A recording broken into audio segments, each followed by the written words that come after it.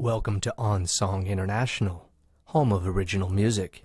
If you like what you hear, subscribe to our channel and hit the bell below. Hey there, good folks. This is Ken Kunin from On Song International, and if you haven't noticed, I'm smiling today. The reason I'm smiling is because after a couple of hard years of work, I'm getting ready. In fact, today, I'm releasing Ken Kunin the Crooked Sky, that's my band, a project called I Am the Fixer Part 1 of 3. Now, I'm going to tell you a little bit about that project, and I'm also going to give you a good tip about promoting your own music. All right, before I do either, I'm going to ask that you take a moment, that you check out the link below to my new channel, which is Ken Kunin the Crooked Sky, which we've just created. Make sure that you watch the video of the official video of the release, the first film clip, I Am the Fixer, and that you like the channel, that you watch the video, you leave a couple comments, etc., letting us know. All right, now I've gotten that out of the way. Let me give you a little bit background on what the hell this I Am the Fixer Part 1 of 3 is.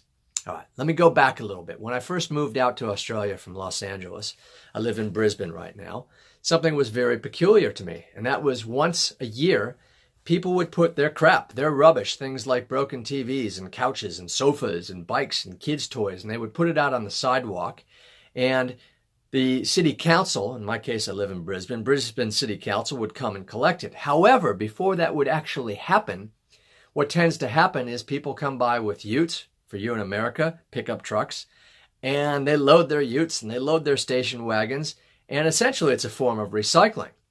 And that was very different. I hadn't seen that before. And they would come out in the middle of the night and sort of scavenge away.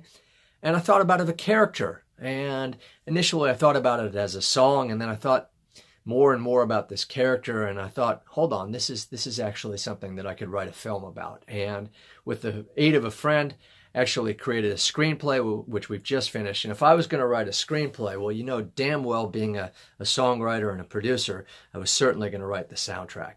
Part 1 of 3 is the first 7 songs for the soundtrack itself.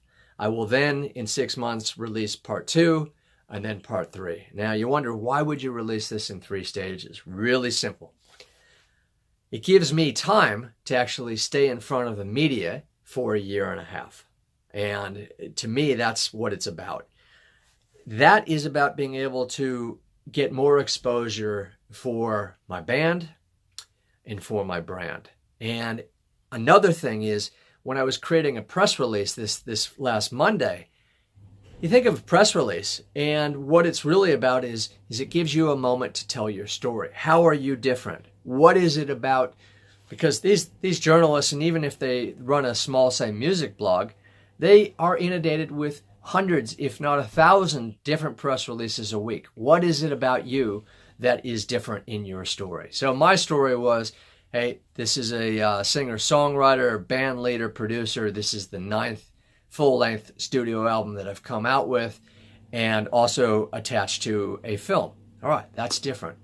So here's the thing. With YouTube and with things like Spotify, SoundCloud, etc., there are thousands of things that are released every day. What is it about you, and what is it about your song, your project, etc., that is going to be unique? And I don't have an answer for you on that.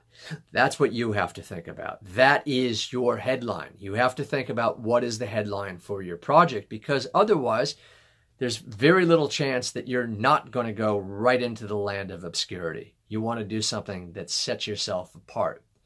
And that, my folks, is the hook. Think of it when you're creating a press release, you need to have a hook, just like you have to have a hook in a song.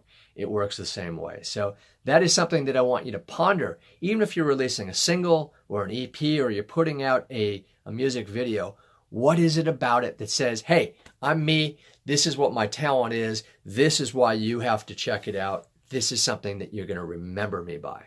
So that's the idea. So again, I'm pretty stoked, because sometimes you've got to dream. And in this case, I dreamed of creating a whole bunch of music with a kick-ass band. That band, by the way, took 3 years to fully form before I was really happy to go into the studio and produce this. One thing that being in this industry for a long time teaches you, and it's not an easy thing to learn, is you have to be patient. You got to dream, but then you got to make sure that anything that you put your name next to you got to be proud of. And you got to be stoked to get out there. I'm stoked to get this out there.